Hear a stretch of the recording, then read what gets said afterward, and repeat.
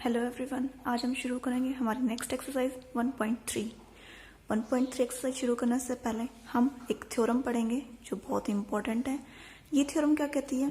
Late p be a prime number, p कोई prime number है and p divides a square, और a कोई भी एक इंटीजर है और p जो है वो a स्क्वायर को डिवाइड करता है। तो इसका मतलब p जो है वो a को भी डिवाइड करेगा, जहाँ पे a क्या है? एक पॉजिटिव इंटीजर है।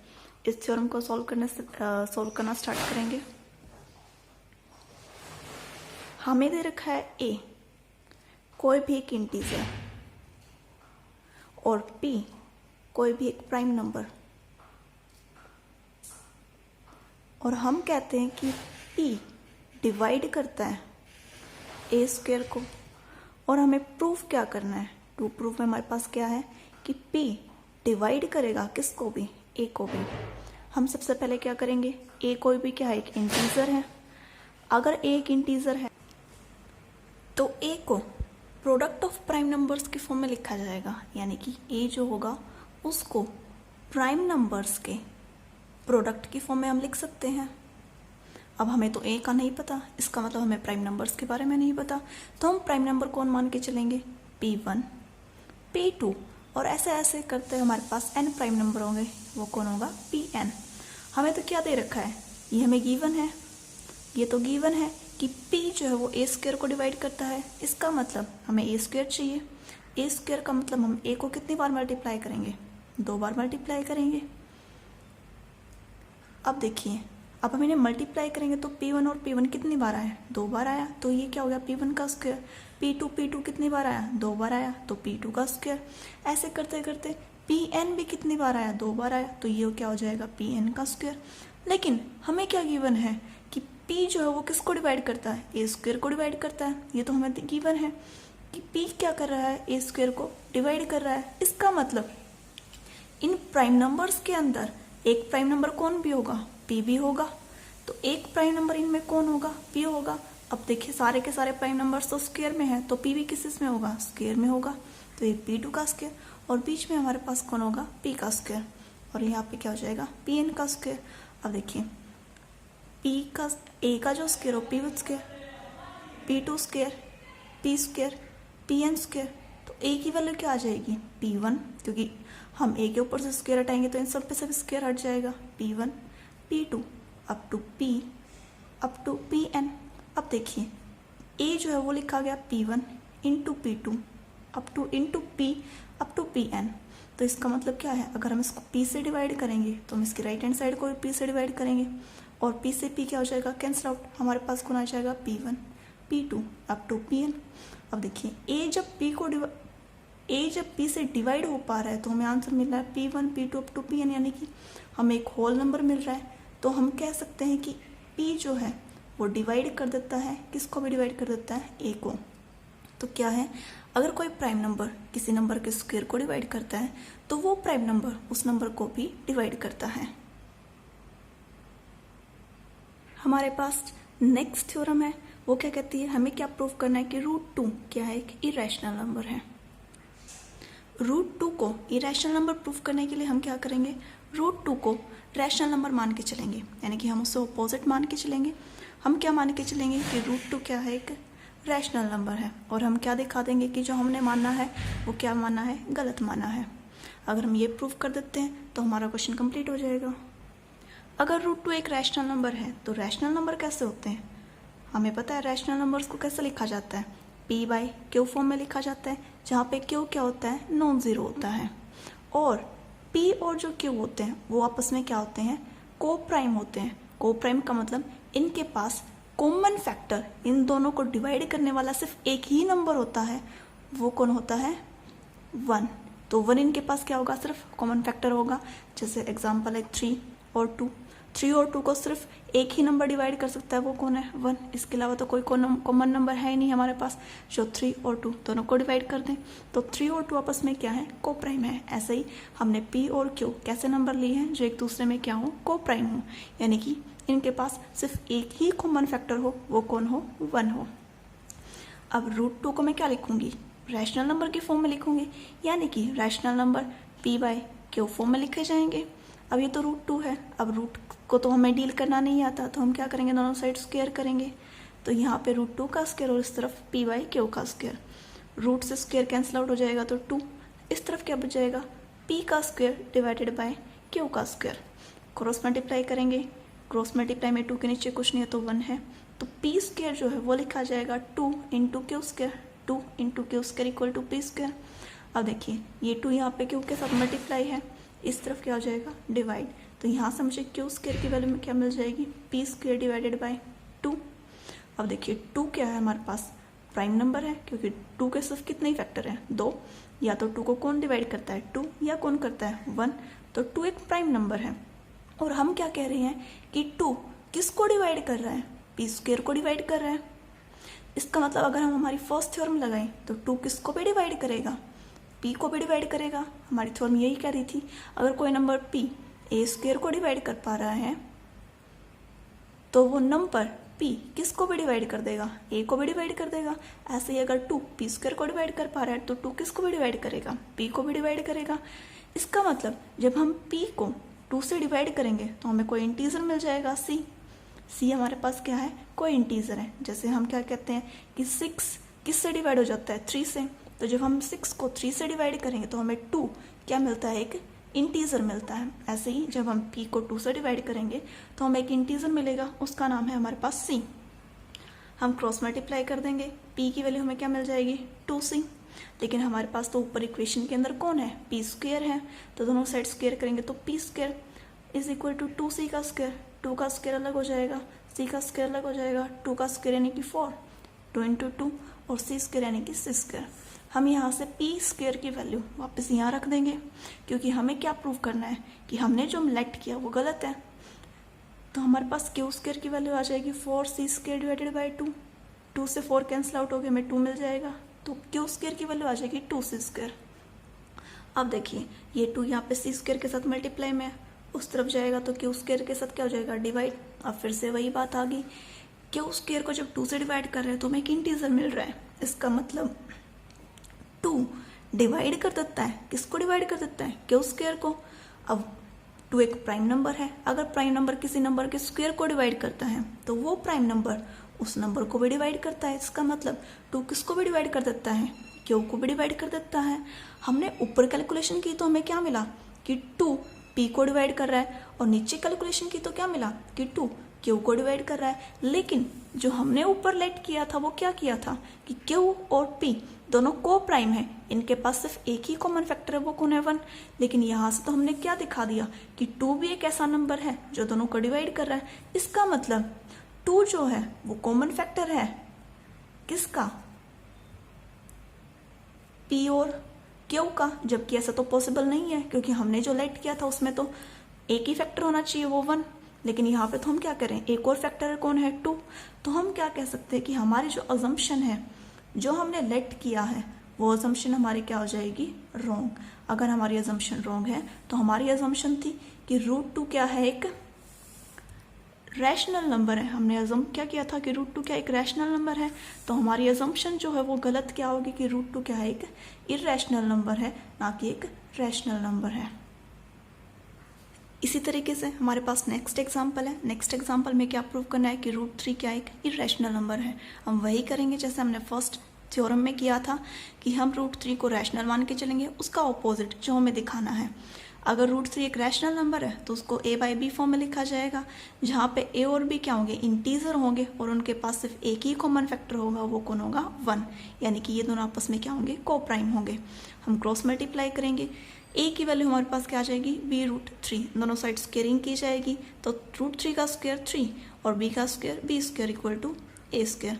अब देखिए यहाँ पे 3 b स्क्वायर के साथ मल्टीप्लाई है, उस तरफ जाके डिवाइड हो जाएगा, तो यहाँ से हमें क्या मिल जाएगा, 3 b square is equal to a square हमें गिवन है, तो b स्क्वायर की वैल्यू क्या आ जाएगी, a स्क्वायर डिवाइडेड बाई 3। तो हम क्या कह सकते हैं कि 3 a स्क्वायर को डिवाइड कर रहा है, तो a स्क्वायर जो है वो किससे डिवाइड हो पा रहा है, 3 से, तो a भी किससे डिवाइड होगा, 3 से, हमारे फर्स्ट थ्योरम से। तो a को क्या लिखा जाएगा, 3 इंटू में कोई इंटीजर, दोनों साइड स्क्वेयरिंग करेंगे। स्क्वेयरिंग करने के बाद जब हम a स्क्वायर की वैल्यू यहाँ पुट करेंगे तो हमें क्या मिलेगा, 3b square is equal to 9c square, दोनों साइड से 3 कैंसिल आउट हो जाएगा, तो b स्क्वायर की वैल्यू आ जाएगी 3c स्क्वायर। यहाँ 3 मल्टीप्लाई में है, उस तरफ जाके डिवाइड हो जाएगा। तो हम क्या कह सकते हैं कि बी स्क्वायर डिविजिबल है किससे, 3 से, यानी कि 3 किसको डिवाइड कर रहा है, बी स्क्वायर को। अगर 3 बी स्क्वायर को डिवाइड कर रहा है तो 3 किसको भी डिवाइड करेगा, बी को भी डिवाइड करेगा। तो इसका मतलब 3 ए को भी डिवाइड कर रहा था यहाँ से और 3 बी को भी डिवाइड कर रहा है। तो ए और बी के पास एक और कॉमन फैक्टर है, वो कौन है, 3। लेकिन हमने तो ए और बी को कैसा माना था, को प्राइम माना था। इसका मतलब हमारी जो अजम्पशन है वो क्या है, इनकरेक्ट है, गलत है। तो √3 एक रैशनल नंबर नहीं बल्कि कैसा नंबर है, एक इरेशनल नंबर है। इसी तरीके से हमारे पास एक्सरसाइज का फर्स्ट क्वेश्चन है, वो क्या कहता है कि √5 को हमें क्या प्रूव करना है, इरेशनल नंबर प्रूव करना है। इसी को भी हम उन्हीं एक थ्योरम और एग्जाम्पल के तरीके से प्रूव करेंगे। हम क्या करेंगे, हमें जो प्रूव करना है हम उससे अपोजिट मान के चलेंगे। हम √5 को कैसे मान के चलेंगे, एक रैशनल नंबर मान के चलेंगे। और रैशनल नंबर किस तरीके से लिखे जाते हैं, a/b फॉर्म में लिखे जाते हैं, जहाँ पे हमने क्या माना है कि a और b क्या है, को प्राइम नंबर है। अगर a और b को प्राइम नंबर है तो a और b के पास सिर्फ एक ही कॉमन फैक्टर होगा, वो होगा 1। तो a और b के पास सिर्फ कितने कॉमन फैक्टर है, 1, एक ही कॉमन फैक्टर है और उसकी वैल्यू भी कौन है, 1 है। तो √5 इक्वल हो जाएगा a/b के। हम दोनों साइड स्क्वेयरिंग करेंगे तो √5 की स्क्वेयर हो जाएगा 5 और a का स्क्वेयर a स्क्वेयर और b का स्क्वेयर b स्क्वेयर, दोनों साइड क्रॉस मल्टीप्लाई होगी। b स्क्वेयर इंटू में 5 is equal to a square. 5 यहाँ पे b स्क्वेयर के साथ मल्टीप्लाई में है, उस तरफ जाएगा तो a स्क्वेयर के साथ डिवाइड में चला जाएगा। जब a स्क्वेयर को 5 से डिवाइड किया जा रहा है तो हमें वैल्यू क्या मिल रही है, b स्क्वेयर, यानी कि एक इंटीजर। इसका मतलब 5 जो है वो किसको डिवाइड कर रहा है, a स्क्वेयर को। तो 5 किसको डिवाइड कर रहा है, a स्क्वेयर को। और हमारी थ्योरम क्या कहती है कि अगर कोई प्राइम, 5 एक प्राइम नंबर है, क्योंकि 5 के अगर हम फैक्टर करेंगे तो हमें 2 ही फैक्टर मिलेंगे, एक 1 और एक 5। और ऐसे नंबर जिनके सिर्फ 2 ही फैक्टर हो, एक या तो वे खुद और एक 1, वो कैसे होते हैं, प्राइम होते हैं। तो 5 एक प्राइम नंबर है और प्राइम नंबर किसी नंबर के स्क्वायर को डिवाइड कर रहा है। इसका मतलब वो प्राइम नंबर उस नंबर को भी डिवाइड करेगा। तो 5 जो है वो किसको भी डिवाइड करेगा, ए को भी डिवाइड करेगा। और जब हम a को 5 से डिवाइड करेंगे तो हमें एक इंटीजर मिलेगा। जैसे a की वैल्यू मान लीजिए हमारी 10 है और हम इसको किससे डिवाइड कर रहे हैं, 5 से डिवाइड कर रहे हैं, तो हमें आंसर कौन मिल रहा है, 2। 2 क्या है, एक इंटीजर है। तो ऐसे ही जब हम a को 5 से डिवाइड करेंगे तो हमें एक इंटीजर मिलेगा, उसका नाम क्या है हमारे पास, c। दोनों साइड क्रॉस मल्टीप्लाई होगी तो a की वैल्यू क्या आ जाएगी, 5c। जबकि हमारे इक्वेशन के अंदर कौन है, a का स्क्वायर है। अगर हमारी इक्वेशन के अंदर a का स्क्वायर है तो हम क्या करेंगे, दोनों साइड स्क्वेयरिंग करेंगे। a का स्क्वायर a स्क्वायर, 5c का स्क्वायर, 5 का स्क्वायर हो जाएगा 25 और c का स्क्वायर c स्क्वायर। अब हम क्या करेंगे, a स्क्वायर की वैल्यू वापस हमारे इक्वेशन में पुट कर देंगे। यहाँ पे a स्क्वायर की जगह हम क्या रखेंगे, 25c स्क्वायर, किस और डिवाइड में कौन है, 5 इज इक्वल टू में कौन है, b स्क्वायर। तो यहाँ पे क्या हो गया, b स्क्वायर। 5 से 25 कैंसिल आउट हो जाएगा, हमारे पास बच जाएगा 5c स्क्वायर। अब यहाँ पे 5c स्क्वायर के साथ मल्टीप्लाई में है, उस तरफ क्या हो जाएगा, डिवाइड में। तो c स्क्वायर की वैल्यू आ जाएगी b स्क्वायर डिवाइडेड बाई 5। इसका मतलब जब b स्क्वायर को 5 से डिवाइड किया जा रहा है तो वो किसके इक्वल आ रहा है, c स्क्वायर के। तो 5 किसको डिवाइड कर रहा है, b स्क्वायर को, क्योंकि c स्क्वायर क्या एक इंटीजर है। तो 5 किसको डिवाइड कर रहा है, b स्क्वायर को। और 5 हमें पता है एक प्राइम नंबर है। जब एक प्राइम नंबर किसी नंबर के स्क्वायर को डिवाइड करता है तो वो प्राइम नंबर उस नंबर को भी डिवाइड करता है। इसका मतलब 5 किसको भी डिवाइड करेगा, b को भी डिवाइड करेगा। हमने ऊपर प्रूफ किया था कि 5 a को डिवाइड कर रहा है और यहाँ हम प्रूफ कर रहे हैं कि 5 किसको डिवाइड कर रहा है, b को डिवाइड कर रहा है। इसका मतलब 5 क्या है, a और b का कॉमन फैक्टर है। लेकिन हमने तो ऊपर माना था कि a और b कैसे हैं, को प्राइम है, इनके पास तो एक ही कॉमन फैक्टर होगा, वो कौन होगा, 1। लेकिन हमने यहाँ पे कैलकुलेट करके क्या बता दिया कि इनके पास एक और कॉमन फैक्टर है, वो कौन है, 5। इसका मतलब हमारी जो अजम्पशन थी, जो हमने लेट किया था वो गलत था। और हमने क्या लेट किया था कि √5 क्या है, एक रैशनल नंबर है, जबकि ये तो गलत प्रूव हो गया। तो √5 को कैसा होना पड़ेगा, इरेशनल नंबर होना पड़ेगा। हमारे पास नेक्स्ट एग्जाम्पल क्या है, हमें क्या प्रूव करना है कि 5 माइनस √3 कैसा नंबर है, एक इरेशनल नंबर है। तो हमें प्रूव करना है कि 5 माइनस √3 कैसा एक इरेशनल नंबर है। लेकिन हम क्या लेट करके चलेंगे कि 5 माइनस √3 कैसा नंबर है, एक रैशनल नंबर है। अगर ये रैशनल नंबर है तो इसको a/b फॉर्म में लिखा जाएगा, और जहाँ पे a और b कैसे हैं, इंटीजर हैं, तो हम 5 माइनस √3 को क्या लिख सकते हैं, a/b लिख सकते हैं। अब हमें तो √3 के बारे में पता है, 5 के बारे में तो हमें पता ही नहीं है, क्योंकि √3 तो हमें पता है कि इरेशनल नंबर है। तो हम क्या करेंगे, √3 की वैल्यू को एक जगह रखेंगे और बाकी सारे टर्म्स को एक साइड ले जाएंगे। अब देखिए ये √3 यहाँ पे माइनस का है, उस तरफ जाएगा तो इक्वल टू के उस तरफ लेके जाएंगे तो ये किस चीज़ का हो जाएगा, प्लस का हो जाएगा। यहाँ पे ए बाई बी किस चीज़ में है, प्लस में है, उस तरफ लेके जाएंगे तो किस चीज़ का हो जाएगा, माइनस का हो जाएगा।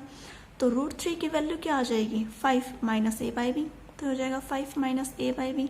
5 के नीचे कुछ नहीं है तो 1 है। हम क्या करेंगे, एलसीएम लेंगे। हमारे पास एलसीएम कौन आ जाएगा, बी। बी को जब 1 से डिवाइड करेंगे तो क्या आएगा, बी, क्योंकि जब बी को 1 से डिवाइड करेंगे तो बी मिलेगा।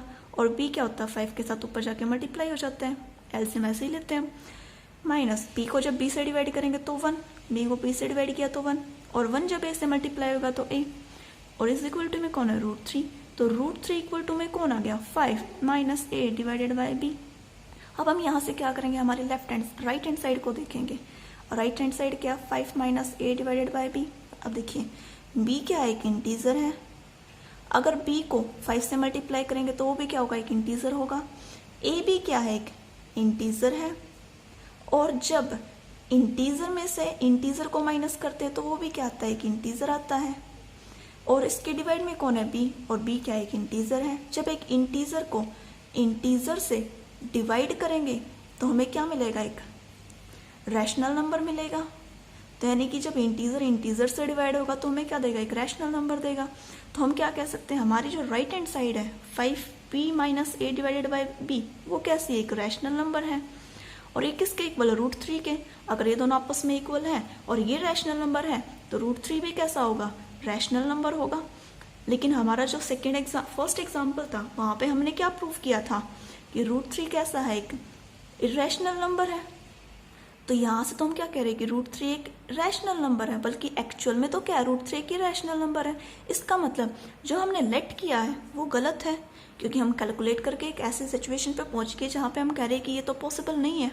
तो इसका मतलब जो हमने लेट करके चले थे वो गलत होगा, तभी तो हम इस सिचुएशन पे आए हैं। तो हमने क्या लेट किया था कि 5 माइनस √3 एक रैशनल नंबर है, जबकि एक्चुअल में ये क्या हो जाएगा, एक इरेशनल नंबर हो जाएगा। तो 5 माइनस √3 कैसा नंबर होगा, एक इरेशनल नंबर होगा। अब देखिए हमारे पास नेक्स्ट एग्जाम्पल है, एग्जाम्पल नंबर 11। वो क्या कह रहा है कि शो करना है कि 3√2 कैसा एक इरेशनल नंबर है। हमें हमेशा पता है कि हम जब भी ऑपोजिट मान के चलते हैं तो हम किसी गलत जगह पे पहुंच जाते हैं। यानी कि अगर हम इसको ऑपोजिट मान के चले रैशनल नंबर, तो हम कहाँ पहुंच जाएंगे, कॉन्ट्राडिक्शन पे पहुंच जाएंगे, यानी कि एक गलत जगह पहुंच जाएंगे। तो वहाँ से हम क्या बता देंगे कि हमने जो लेट किया वो गलत है। तो हम क्या करेंगे, इसको रैशनल नंबर मान के चलेंगे। रैशनल नंबर होगा तो ये किस फॉर्म में लिखा जाएगा, a बाई बी फॉर्म में लिखा जाएगा, जहाँ पे a और b क्या है, को प्राइम है। हमें तो √2 के बारे में पता है, तो हम क्या करेंगे, 3 को डिवाइड में भेज देंगे। तो √2 की वैल्यू क्या आ जाएगी, a डिवाइडेड बाई 3b। अब देखिए a भी एक इंटीजर है और 3b भी क्या है, एक इंटीजर होगा।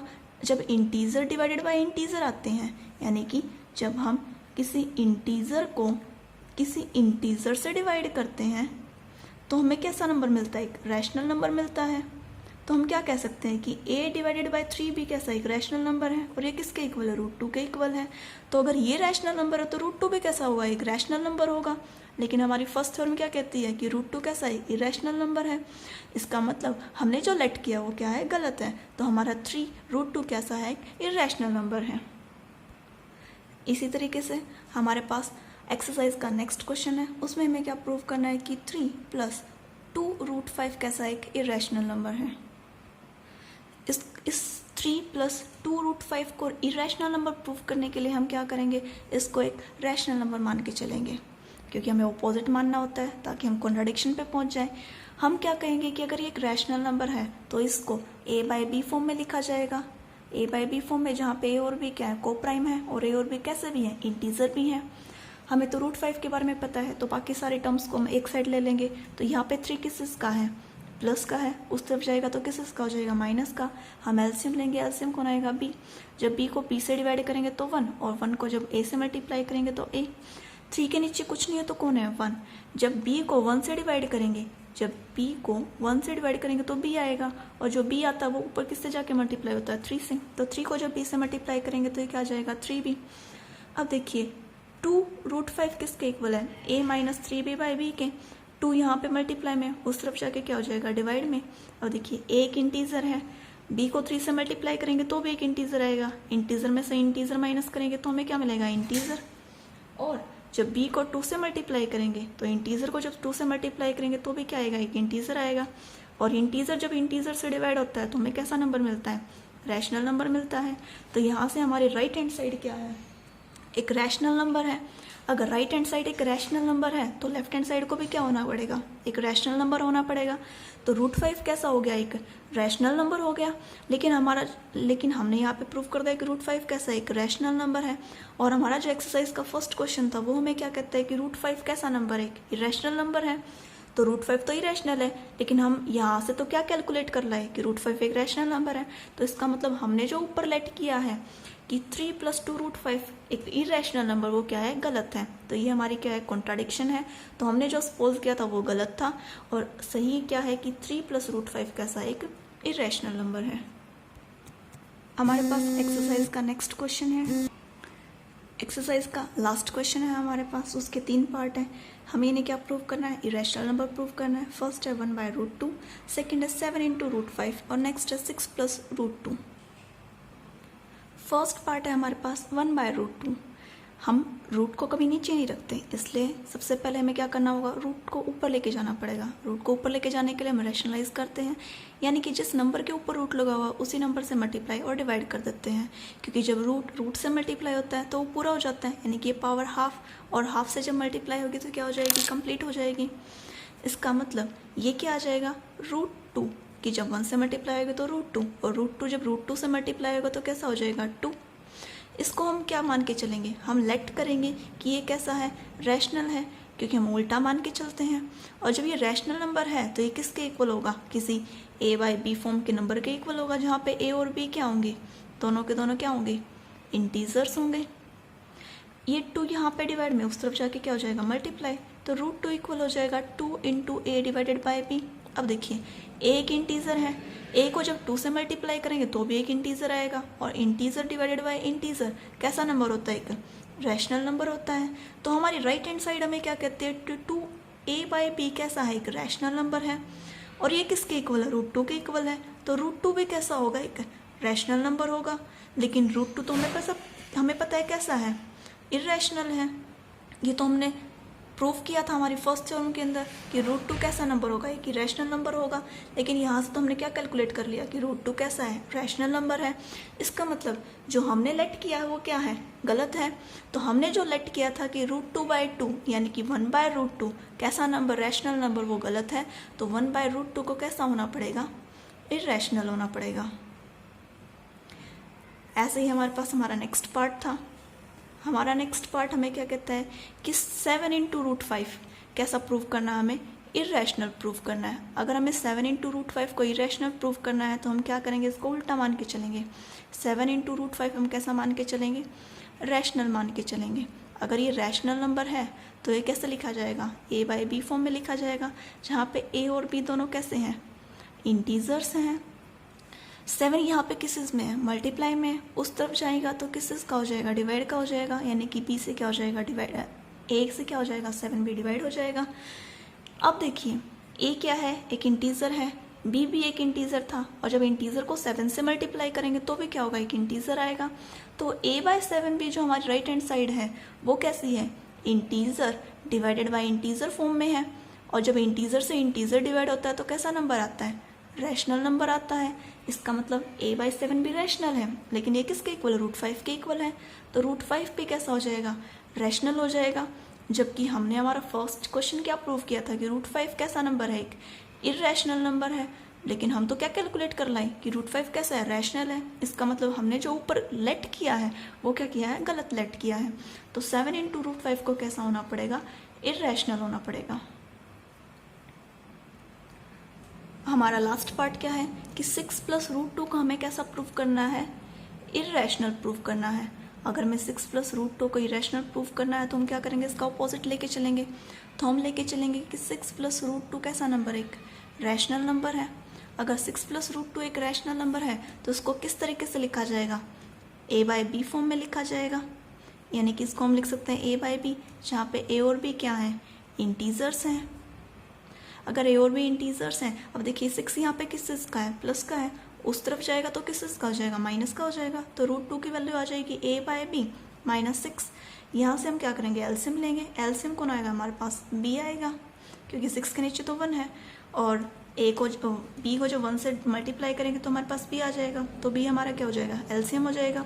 बी को बी से डिवाइड करेंगे तो B divided by B is equal to 1, B से बी कट जाएगा, और 1 ऊपर जाके ए से मल्टीप्लाई होगा तो ए। बी को जो 1 से डिवाइड करेंगे, बी को 1 से डिवाइड करेंगे तो बी, और बी ऊपर 6 से जाके मल्टीप्लाई होगा तो 6b। अब देखिए ए बी कैसा था, इंटीजर था, बी भी कैसा है, इंटीजर है, तो a माइनस 6b क्या होगा, एक इंटीजर होगा, और b तो हमें पता है इंटीजर है ही, तो डिवाइडेड बाय में कौन है, एक इंटीजर है। तो हमारी जो राइट हैंड साइड है, हमारी जो राइट हैंड साइड है वो कैसी आ गई, इंटीजर बाय इंटीजर, यानी कि रैशनल आ गई। लेकिन ये किस चीज़ के इक्वल है, √2 के इक्वल है। तो अगर राइट हैंड साइड रैशनल है तो और ये √2 के इक्वल है तो √2 भी कैसा होगा, रैशनल होगा। अगर √2 रैशनल नंबर है तो इसका मतलब हमारे जो फर्स्ट थ्योरम है उससे तो हमारी कॉन्ट्राडिक्शन आ जाती है। वहाँ पे तो हम प्रूव करते हैं कि √2 कैसा है, एक इरैशनल नंबर है। इसका मतलब हमने जो कैलकुलेट किया है कि √2 रैशनल नंबर है वो गलत है। तो ये गलत कैसे है, हम गलत लेके चले हैं, तो 6 प्लस √2 को जो हम रैशनल मान के चले हैं वो क्या हो जाएगा, गलत हो जाएगा, और 6 प्लस √2 कैसा हो जाएगा, इरैशनल नंबर हो जाएगा।